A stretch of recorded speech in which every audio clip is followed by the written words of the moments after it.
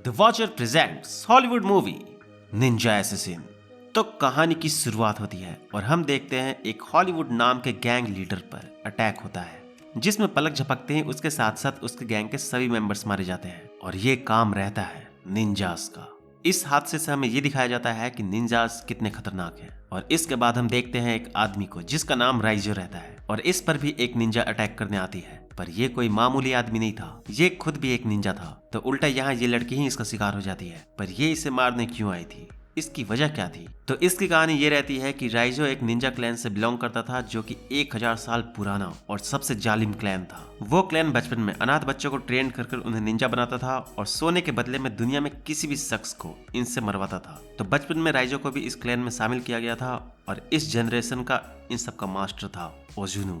वैसे राइजो में कुछ खास बात थी, ये कुछ भी चीज जल्दी सीख जाता था। तो ओजुनु चाहता था कि उसका वारिस यही बने, जिस वजह से वो इसे परफेक्ट बनाने के लिए इसकी ट्रेनिंग और कड़ी किए हुए था। और इस क्रूरता भरे माहौल में बस एक किरीको थी जो इससे अच्छे से पेश आती थी, जिस वजह से धीरे धीरे राइजो के अंदर किरीको के लिए फीलिंग्स डेवलप हो जाती है। पर एक दिन किरीको ओजुनु के जालिम पने से परेशान होकर जब भागने की कोशिश करती है, तब उसे पकड़ लिया जाता है और इसके साथ का एक और निंजा तकेशी जो इससे जलता था, वो इसके ही आंखों के सामने ओजुनु के कहने पर किरीको को मार देता है, जिस वजह से यहाँ से राइजो के अंदर ओजुनु के लिए नफरत पैदा हो जाती है। हालांकि इसने बचपन से ओजुनु को देखा था, तो इसके अंदर उसके खिलाफ जाने की हिम्मत नहीं होती। पर निंजा बनने के लिए जब ये फाइनल टेस्ट पास कर वापस आता है, तब क्लैन की फिर से कोई लड़की भागने की कोशिश करती है और पकड़ी जाती है और इस बार उसे मारने का काम इसे दिया जाता है। इस लड़की को देखकर राइजो को किरीको की याद आती है और इससे रहा नहीं जाता, जिसके बाद फाइनली ये ओजुनु के खिलाफ बगावत कर ही देता है। पर इनकी तादाद बहुत ज्यादा थी, तो ये लड़ाई में जख्मी हो जाता है और बिल्डिंग से नीचे गिर जाता है। पर नीचे पानी होने की वजह से ये बच जाता है और इसकी जिंदगी का एक ही मकसद रह जाता है, ओजुनु और उसके क्लैन का खात्मा। और यहाँ इसकी मुलाकात होती है मीका से।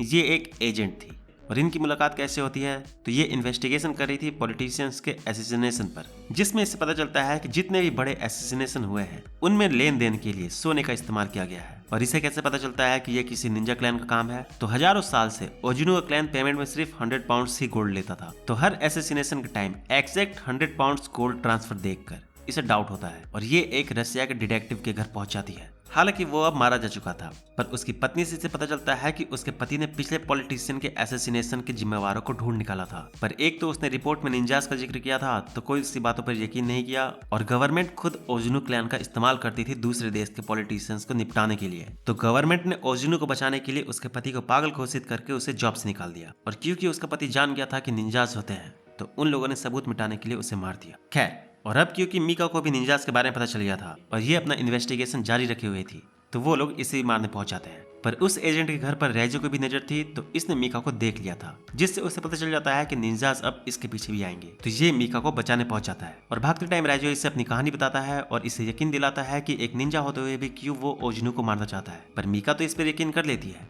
पर जब ये इसे अपने बॉस रायन से मिलवाने ले जाती है, तब रायन इस पर यकीन नहीं करता और इसे कैद कर लेता है। हालांकि मीका रायन को यकीन दिलाने में कामयाब हो जाती है, पर इतने देर में निंजास भी यहाँ पहुंच जाते हैं और इन पर अटैक कर देते हैं। हालांकि मीका किसी तरह राइजो को कैद से छुड़ा देती है, पर तब तक ये लोग हर तरफ से घिर चुके थे, जिस वजह से सभी से एक साथ लड़ने में राइजो बहुत बुरी तरह जख्मी हो जाता है। वैसे तो मीका इसे लेकर यहाँ से भाग जाती है, पर कुछ घंटों में निंजास वहां भी पहुंच जाते हैं और राइजो को अपने साथ लेकर चले जाते हैं। पर ओजुनु राइजो को क्यों अपना वारिस बनाना चाहता था, असली कारण यहाँ पता चलता है। ओजुनु के पास एक तकनीक थी जिससे वो अपने मन को काबू में कर किसी भी जख्म को आसानी से भर लेता था, पर क्लैन में दूसरा ऐसा कोई नहीं था जो उस तकनीक को सीख सके सिवाय राइजो के।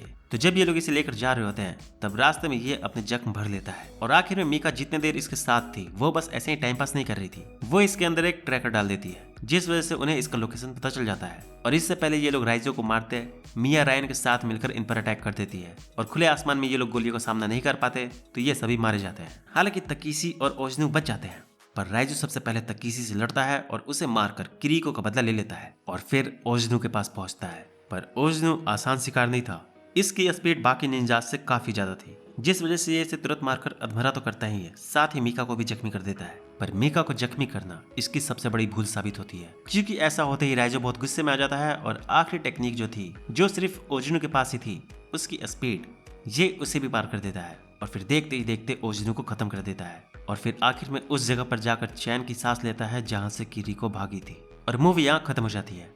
तो यार बस इस वीडियो में इतना ही। मूवी कैसी लगी कमेंट करके जरूर बताना, और इस तरह की और मूवीज देखने के लिए चैनल को सब्सक्राइब करके बेल आइकन को प्रेस कर लो। तो मिलते हैं नेक्स्ट वीडियो में, तब तक के लिए बाय। और हाँ, जाते जाते वीडियो को लाइक जरूर करते जाना।